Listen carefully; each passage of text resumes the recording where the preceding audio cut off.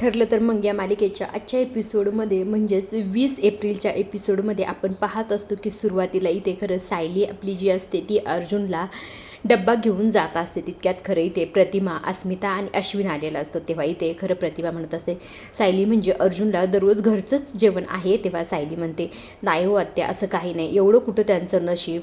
आज खरं तरी इथे चैतन्य भाऊजींनी परमिशन काढलेले आहे, त्यामुळेच मी घेऊन जात आहे.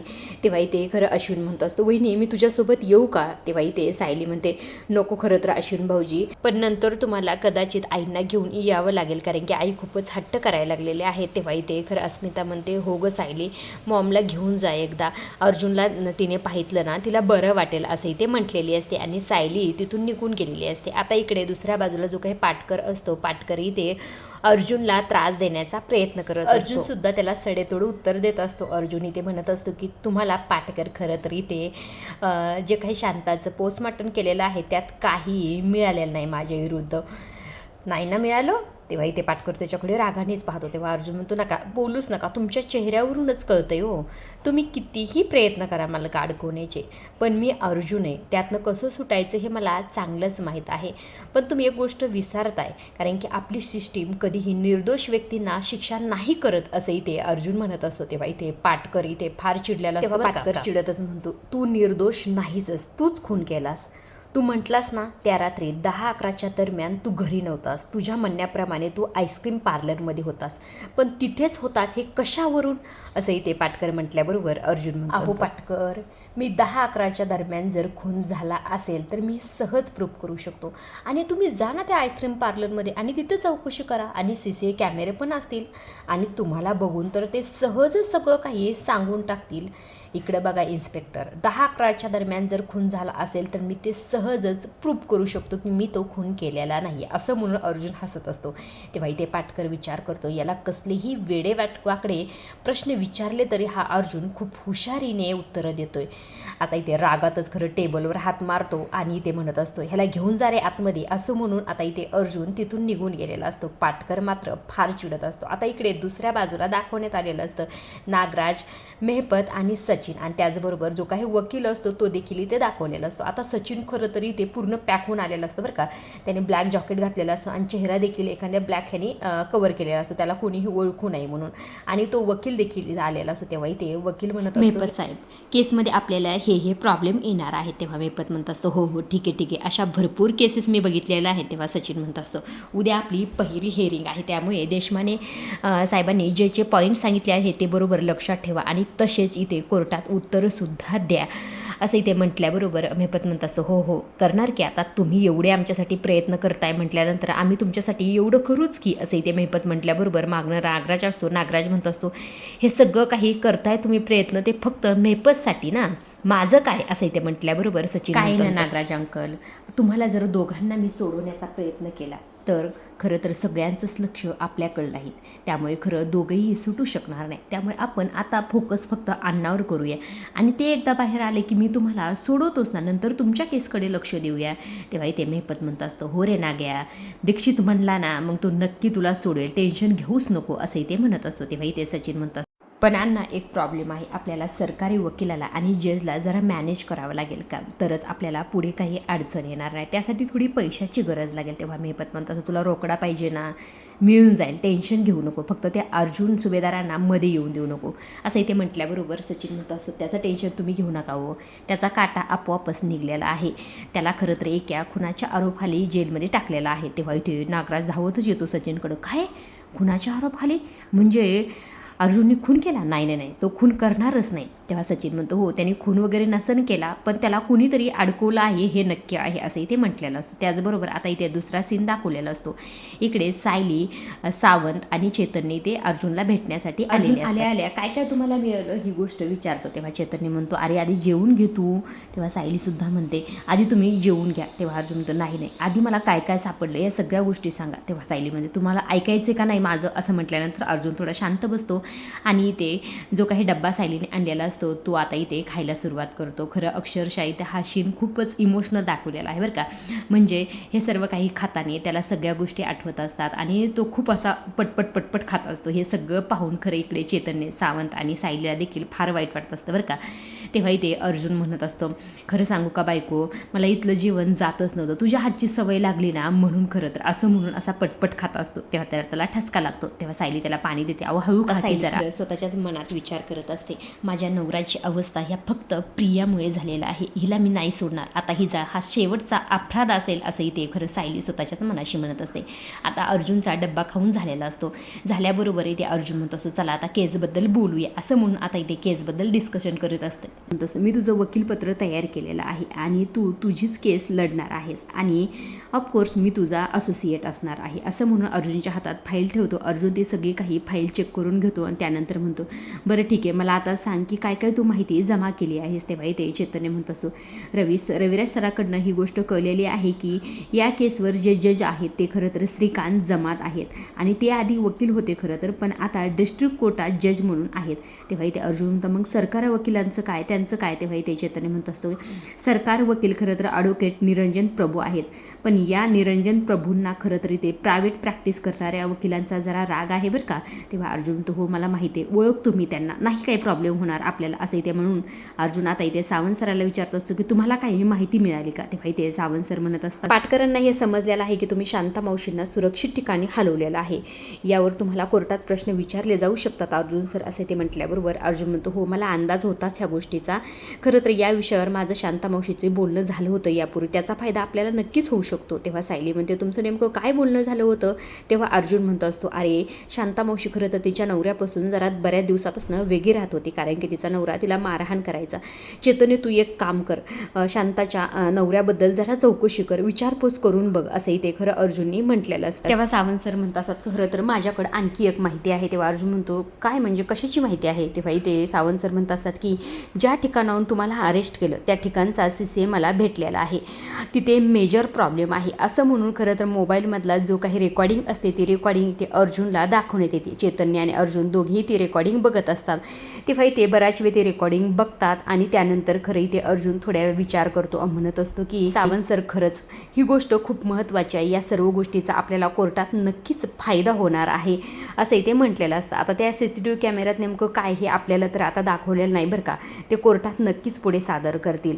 तेव्हा इथे सायलीला म्हणत असतो की सायली तू एक काम कर, तू काय कर, जिथं आपण आईस्क्रीम खायला गेलो होतो त्या आईस्क्रीम पार्लरच्या मॅनेजरला जाऊन भेट, तो जर साक्ष द्यायला तयार झाला ना तर खूप फायद्याचं होईल, असं इथे म्हटल्याबरोबर सावंत सर म्हणत असतात की मी त्यांच्यासोबत जातो, नका काळजी करू, असं म्हणून आता अर्जुन चैतन्याला म्हणतोस तू काय कर, शांता मावशीच्या घराच्या आसपास जाऊन विचारपूस कर, त्यांच्या नवऱ्याचा ॲड्रेस तुला नक्कीच तिथून मिळेल, असं इथे म्हटल्याबरोबर सायली म्हणत असते की आपल्याला जयेश भाऊजींना सुद्धा कोर्टात हजर केलं पाहिजे का, म्हणजे त्यांची साक्ष सुद्धा घेतली पाहिजे का. तेव्हा अर्जुन म्हणतो हो त्याची साक्ष खूप महत्त्वाची आहे, त्यामुळे बऱ्याच गोष्टी आपल्याला उलगडा होऊ शकतो. तेव्हा सायली म्हणते मला एक आणखी एक गोष्ट सांगायची, मी आदिराज भाऊजींना फोन केला होता आणि त्यांनी मला सांगितलं की प्रिया ज्या रात्री खून झाला होता त्या रात्री 12-12:30च्या दरम्यान आदिराजला भेटायला गेली होती.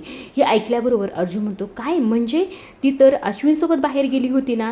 तेव्हा इथे सायली म्हणत असते हो गेली होती घरातनं, पण ती अश्विन भाऊजीसोबत थोड्या वेळच असणार, कारण की नंतर ती आदिराज भाऊजीसोबत भेटायला गेली होती आणि त्यांनी मला सांगितलं की जेव्हा त्यांनी तिला ड्रेस गिफ्ट केला त्यानंतर खरं तर तिच्या हातावर त्यांना रक्त दिसलं, तेव्हा तिने बहाणाने दुसरंच काहीतरी सांगितलं, पण त्यांना देखील तिथं डाऊट आलेला होता. हे सगळं काही अर्जुनला सायलीने ते सांगितलेलं असतं. आता खरं तर इकडे जो काही आदिराज असतो तो सायलीला बोललेला इथं सीन थोडासा दाखवलेला आहे. ते सर्व काही ते अर्जुनला माहीत झाल्यानंतर अर्जुनला देखील या सर्व गोष्टीचा धक्का बसतो. आता इथे अर्जुन म्हणत असतो की या सर्व गोष्टीतून एकच साध्य होतं की या प्रियाने स्वतः शांतामावशीचा खून केला असेल, असं इथे अर्जुन म्हटलेला असतो. आता इकडे दुसऱ्या बाजूला जो काही सचिन असतो तो म्हणत असतो कोणती तरी शांता वगैरे आहे वाटतं. तेव्हा नागराज म्हणतो काय शांता मावशी, अरे माहिती आहे की आम्हाला तर ती, पण मला नाही वाटत अर्जुनने खून वगैरे केला असेल, त्याला कुणीतरी फसवलेलं आहे, पण नेमकं त्याला फसवलं तरी कुणी असेल, असं इथे म्हटल्याबरोबर इथे सचिन म्हणत असतो हां मला काय वाटतं माहिती का, या प्रियानेच फसवला असणार आहे, कारण की तिने जो काही केविलवाना प्रयत्न केला आणि त्यांचा ॲक्सिडेंट वगैरे घडवण्याचा तो तिचा फेल गेला, त्यानंतर खरं अशाच कोणत्या तरी गोष्टीची गरज होती, कारण की सायली आणि अर्जुन तिच्या मागे हात धुवूनच लागले होते, असं इथे सचिनने म्हटल्याबरोबर मेहपत म्हणतात काय दीक्षित, नाही म्हणजे प्रियाचं डोसकं कसं चालू शकतं हे तुला सुद्धा कळायला लागलं का, आधी आम्हाला तिची चुंदरी वाटली होती आणि ती तर निघाली मगर. तेव्हा नागराज म्हणत असतो मेहपत ही आपल्याला चुना लावू शकते तर अर्जुन सायलीला अडकूच शकते ना, असं इथे म्हटल्याबरोबर सचिन म्हणत असतो अण्णा पण आपल्याला जोपर्यंत अर्जुन जेलमध्ये तोपर्यंत आपल्याला हालचाल करायला लागेल, तोपर्यंत होईपर्यंत आपल्या गोष्टी पटपट केल्या पाहिजे, तरच तुम्ही जेलमधून लवकरात लवकर निघू शकता, असंही ते सचिन म्हटलेलं असतो. आता इकडे दुसऱ्या बाजूला दाखवण्यात इकडे सायली म्हणत असते की ही प्रिया कोणत्या थराला जाऊ शकते हे आपल्याला माहितीच की, त्यामुळे या प्रियानेच खून केलेला असावा. तेव्हा चैतन्य म्हणत असतो की अर्जुन मी एक काम करतो, म्हणजे या प्रियानेच खून केलेला असावा असं समजून सगळे पुरावे गोळा करायला सुरुवात करू का.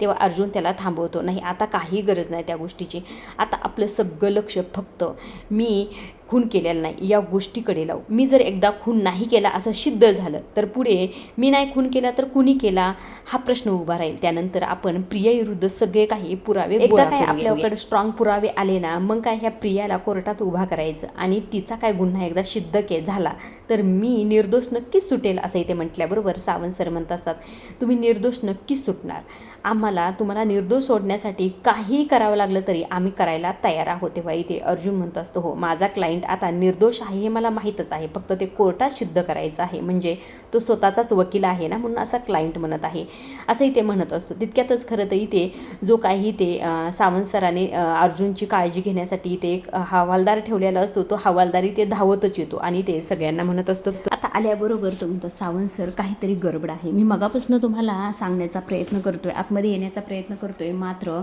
मला कुणी येऊन दिलं नाही. आता तो इकडे तिकडे पाहतो तेव्हा सावंत सर म्हणून नेमकं झालंय तरी काय. तेव्हा इथे सगळं काही पाटकरांचं बोललं, इथे जो काही हवालदार असतो तो इथे सगळ्यांना सांगत असतो की पाटकर म्हणलेले असतात की ह्या पेशंट रूममध्ये एक मोबाईल ठेवलेला आहे टेबल खाली आणि ते सगळं काही तुमचं बोलणं रेकॉर्ड करत आहे, एकदा काय रेकॉर्डिंग आमच्या हातात लागली असं पाटकर म्हणत असतो तर आपल्याला या टीमचं सगळं काही ते जे काही प्लॅनिंग करत आहे ते आपल्याला सगळे मिळतील आणि मग या अर्जुनला कोण सोडवतं हे बघूच असं इथे पाटकरचं सगळं बोलणं आता इथे हवालदारने सगळ्यांना सांगितलेलं असतं. तेव्हा खरं तर सगळेजण पडदिशी उठतात आणि तो मोबाईल शोधायला लागतात. आता सगळेजण मोबाईल शोधत असतात तेव्हा खरं तर टेबलच्या खाली एक मोबाईल चिकटून ठेवलेला असतो, यांची सगळी काही बोललेलं रेकॉर्ड त्याच्यात झालेलं असतं. हे सगळं काही झाल्यानंतर खरं सायली थोडी चिडते. सायली म्हणत असते की एवढ्या वरिष्ठ अधिकाऱ्यांनी असं वागणं त्याला शोभतो का, थांबाई आत्ताच जाऊन मी जाब विचारते असं इथे म्हटल्याबरोबर अर्जुन म्हणतोस थांब सायली जाऊ नकोस आणि सावंत सराकडे तो मोबाईल देऊन त्यांना म्हणत असतो तुमच्याकडेच हा मोबाईल ठेवा, आपल्याला कोर्टात पुरावा म्हणून हे सादर करता येईल आणि चैतन्य तू काय कर त्यातलं सिम ना कुणाच्या नावावर रजिस्टर आहे हे पहा आणि त्यात ज्या ज्या गोष्टी आहेत त्या आपल्या केस संदर्भात काही आहे का, आपल्याला पुरावा म्हणून काही फायदा होऊ शकतो का या गोष्टीकडे तू या सगळ्या गोष्टी अर्जुनने सांगितल्यानंतर अर्जुन खरं तर इथे सावंत सरांचे आणि त्याचबरोबर जो काही हवालदार असतो पाटील हवालदार त्यांच्या देखील इथे आभार मानत असतो, त्यांच्यामुळेच खरं एवढी मोठी गोष्ट इथे त्यांना कळलेली असते. आता इकडे जो पाटकरचा हवालदार असतो तो आलेला असतो आणि टाईम संपला असं म्हटलेलं असतं, त्यामुळे खरं सगळेच जण इथे जायला निघलेले असतात. आता चैतन्य आणि सावंत गेल्यानंतर सायली इथे उभा असते. सायली म्हणत असते की मला खात्री आहे तुम्ही लवकरात लवकर घरी याल. तेव्हा अर्जुन म्हणतो हो मला सुद्धा खात्री आहे, एका निर्दोष व्यक्तीला जास्त वेळ जेलमध्ये कुणीही ठेवू शकत असं इथे अर्जुन म्हटल्यानंतर दोघे इथून निघून गेलेले असतात. तेव्हा इथे जो काही हवालदार असतो हवालदार आता अर्जुन सायली गेल्यानंतर दरवाजा बंद करून घेतो आणि टेबल खाली तो मोबाईल शोधायला लागतो. आता इथे पाटकरांनी त्यांना सांगितलेलं असतं सर्व गोष्टी, आता त्याला मोबाईल नाही मिळाला त्यामुळे खरं पाटकरांना इथं थोडा संशय येऊ शकतो की यांना कोणीतरी माहिती सगळी सांगत आहे. आता इकडे दुसऱ्या बाजूला जी काही प्रिया असते ती आधिराजला इथे भेटायला आलेली असते आणि तो तिने ड्रेस घातलेला असतो ज्या दिवशी खून झाला त्या दिवशी आधिराजनी तिला गिफ्ट दिलेला असतो. आता इकडे आधिराज तिचं भरभरून कौतुक करत असतो. खरंच ज्याने हा ड्रेस बनवला असेल का त्याला सुद्धा माहीत नसेल की हा ड्रेस इतका सुंदर दिसत असेल. हा ड्रेस का सुंदर दिसतो माहिती आहे का, कारण की एका सुंदर व्यक्तीने तो घातलेला आहे. खरंच खूप एलिगंट आणि सुंदर लुक दिसतं या ड्रेसमध्ये तुझं असंही ते भरभरून खरं तर आधिराज ते प्रियाचं कौतुक करत असतो. तेव्हा ते प्रिया म्हणते काय रे आधिराज इतकं का बोलतोस लगे, इतकं काही नाही रे. तेव्हा आधिराज म्हणतो असं काय बोलतेस, अगं खरंच म्हणजे मला 3 भाषा येतात, म्हणजे बघ ना मराठी हिंदी आणि इंग्लिश, ह्या तिन्ही भाषेतले शब्द कमी पडतील तुझं कौतुक करायला, तू इतकी सुंदर दिसतीस असंही ते म्हटल्याबरोबर प्रिया स्वतःच्याच मनात विचार करते खरंच हा माझ्यावर इतका लट्टू झाला आहे, आता याच्याकडनं पैसे हळूहळू काढायलाच हवे, संतोषला जे पैसे द्यायचे ते संतोषला याच्याकडनं तर पैसे यायचेत असंही ते प्रिया स्वतःच्याच मनाशी म्हणत असते. तेव्हा आधिराज म्हणतो काय झालं कुठं हरवली विचार करतेस एवढं. तेव्हा प्रिया म्हणत असते आधिराज तुला सांगू का माझं आयुष्य एक कादंबरीसारखं आहे, म्हणजे तुझ्यासोबत जेव्हा असते का तेव्हा मी खूप खुश आनंदी असते, मात्र घरी गेलं की सगळ्या गोष्टी म्हणजे सगळं दुःखच आहे असं मला वाटतं माझ्या आयुष्यात. तेव्हा आधिराज म्हणतो काय झालं आता घरी परत काही प्रॉब्लेम झाला आहे का. तेव्हा प्रिया म्हणते होणार आहे, कसं सांगू तुला, म्हणजे बघ ना, आईचं ऑपरेशन आहे, त्यासाठी पैसे लागणार, माझ्या बहिणीचं खरं तरी ते फी भरायची नाही, तर तिला परीक्षेला कोणी बसून द्यायचं नाही, आणि माझ्या लहान्या भावाचा प्रोजेक्ट आहे, त्यासाठी त्याला दिल्लीला जायचं आहे, त्यासाठी खरं पैसे हवे आहेत, पण काय करू मला कळतच नाही आहे. तेव्हा आदिराज म्हणतो, मी आहे ना, तू कशाला काळजी करते, सांग किती पाहिजे तुला पैसे सांग.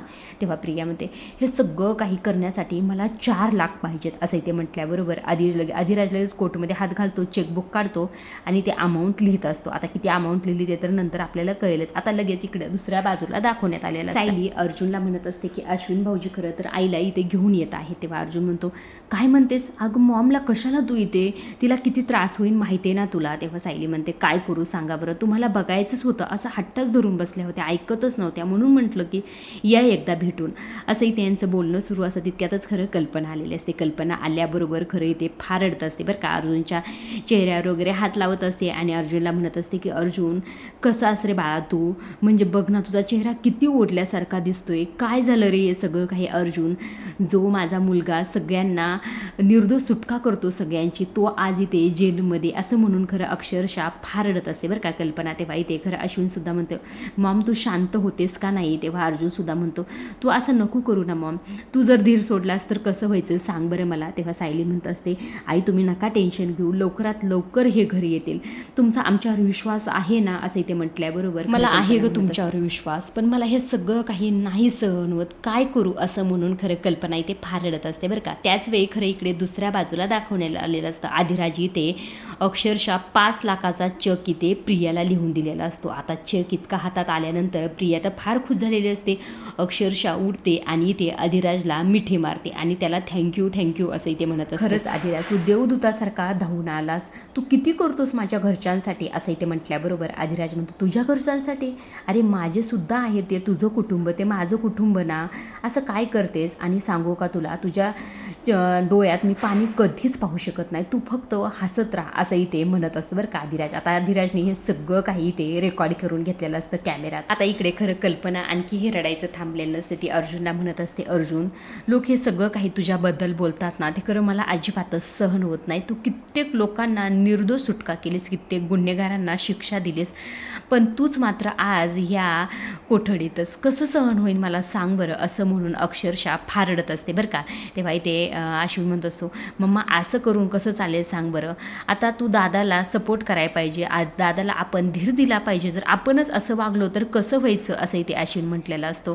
तेव्हा इथे सायली म्हणत असते, अहो आई असं काय करता, लोक कोणत्याही नजरेने त्यांच्याकडे बघूया ना, पण आपण यांच्याकडे ताट मानेनेच पाहायचं, कारण की आपल्याला माहीत आहे की यांनी काहीही केलेलं नाही आहे, त्यामुळे आपण लोकांकडे अजिबातच लक्ष द्यायचं नाही, असं इथे खरं सायली म्हटलेली असते. तेव्हा इथे अश्विनसुद्धा अर्जुनला म्हणतो, दादा तू काळजी करू नकोस आणि लवकरच आपण भेटू, तेही आपल्या घरी, असं इथे खरं अश्विननी म्हटलेलं असतं. तितक्यातच खरं हवालदार आलेला असतो आणि तुमचा टाईम संपला असं म्हटल्यानंतर अश्विन आणि कल्पना तिथून निघून गेलेले असतात. निघून गेल्यानंतर अर्जुन म्हणत असतो, इथून पुढं मम्माला अजिबातच इथं घेऊन येऊ नको, तिचा हा त्रास मला बघवत नाही. तेव्हा सायली म्हणत असते, आता तुम्हाला एवढ्या मोठ्या गुन्ह्यासाठी शिक्षा झाली, त्यामुळे खरं त्यांना त्रास होणं साहजिक आहे, पण तुम्हाला न भेटणं हे त्यांच्यासाठी जास्त त्रासदायक होतं, म्हणून त्यांना मी घेऊन आले, पण जेव्हा तुम्ही कोर्टात हे सिद्ध कराल की तुम्ही हे काहीही केलेलं नाही, तेव्हा मात्र सगळ्या गोष्टी चांगल्या होत्याल, काही कुणालाही त्रास होणार नाही, असं इथे सायली अर्जुनला म्हणत. आता इकडे दुसऱ्या बाजूला प्रिया खरं त्या चेककडेच पाहत असते बरं का.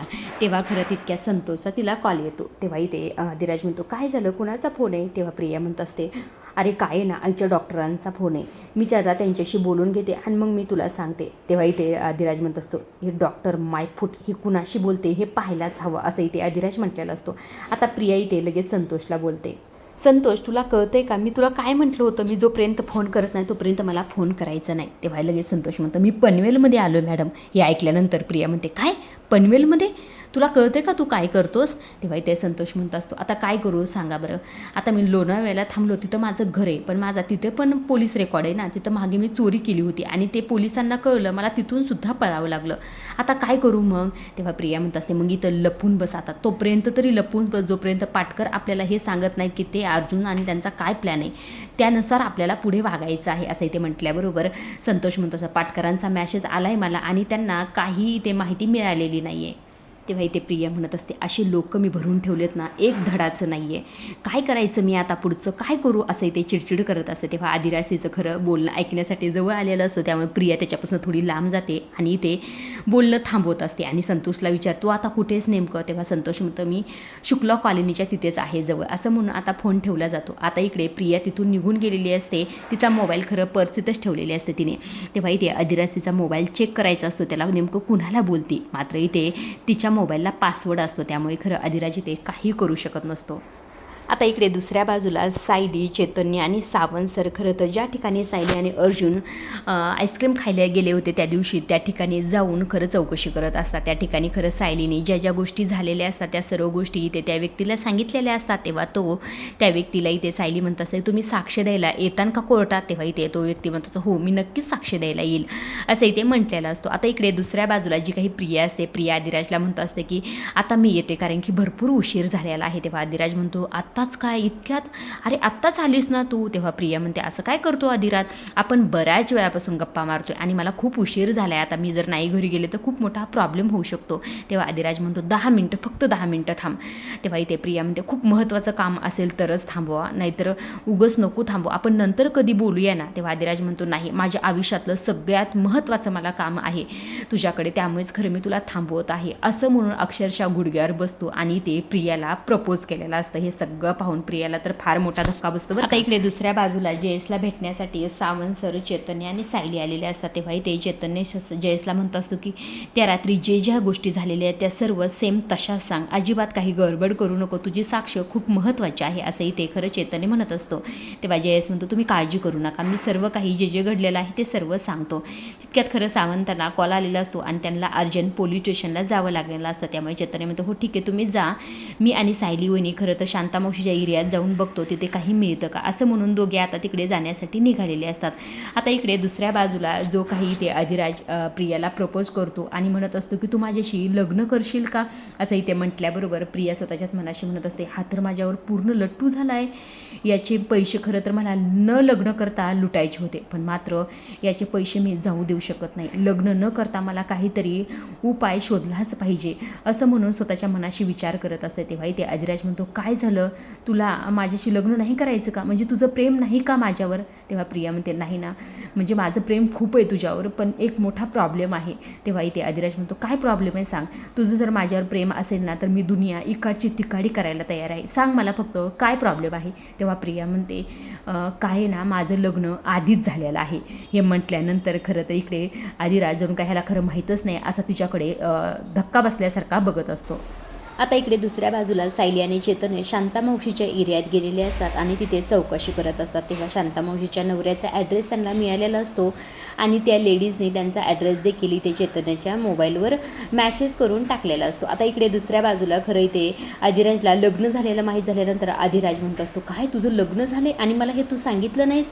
तेव्हा प्रिया म्हणते तुला सांगणार होते पण काय करू, सांगायची हिंमतच झाली नाही, असं इथे म्हटल्याबरोबर अधिराज म्हणतो मला हे सांगायला पाहिजे होतंच. तेव्हा इथे प्रिया म्हणते सांगणार होते, काय करणार सांग, घरच्यांनी जबरदस्ती माझं लग्न लावून दिलं आणि तुला माहिती आहे का माझा नवरा खूप दारू पितो आणि मला त्राससुद्धा देतो, मग मी तुला कसं सांगणार होते, तुला गमवायची मला भीती वाटत होते. तेव्हा इथे अधिराज म्हणतो तू कशाला टेन्शन घेतेस, तुला जर त्याच्यासोबत राहायचं नसेल तर मी आहे ना, माझ्यासोबत राहा.